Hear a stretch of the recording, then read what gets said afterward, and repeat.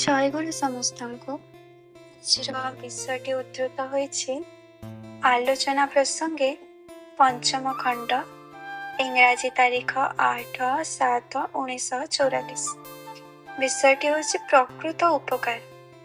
ଶ୍ରୀ ଠାକୁର କହୁଛନ୍ତି, ଚରିତ୍ରର ମୂଳ କଥା ହେଲା ପ୍ରେମ। ଆତ୍ମେନ୍ଦ୍ରିୟ ପ୍ରୀତି ଇଚ୍ଛା ତାରେ ବୋଲି କାମ, କୃଷ୍ଣେନ୍ଦ୍ରିୟ ପ୍ରୀତି ଇଚ୍ଛା ଧରେ ପ୍ରେମ ନାମ। ଆଇଡିଆଲ ସେଣ୍ଟ୍ରିକ, ଇଷ୍ଟ କେନ୍ଦ୍ରିକ ନହେଲେ ପ୍ରକୃତ ପ୍ରେମର ଜାଗରଣ ଅନ୍ତରରେ ହୁଏ ନାହିଁ। ତେଣୁ ଆତ୍ମନିୟନ୍ତ୍ରଣ ଓ ଅନ୍ତର୍ନିହିତ ଗୁଣାବଳୀର ବିକାଶ ମଧ୍ୟ ହୁଏ ନାହିଁ। ତାହା ନହେଲେ କେହି ଭିତର ଓ ବାହାରର ଐଶ୍ୱର୍ଯ୍ୟରେ ଐଶ୍ୱର୍ଯ୍ୟଶାଳୀ ହୋଇ ଉଠିପାରେନି। ତେଣୁ ଯଦି କାହାର ବି ଉପକାର କରିବାକୁ ଚାହଁ, ତାକୁ ଇଷ୍ଟ ପ୍ରେମର ପ୍ରେମିକ କରି ତୋଳ। ଜୟଗୁରୁ।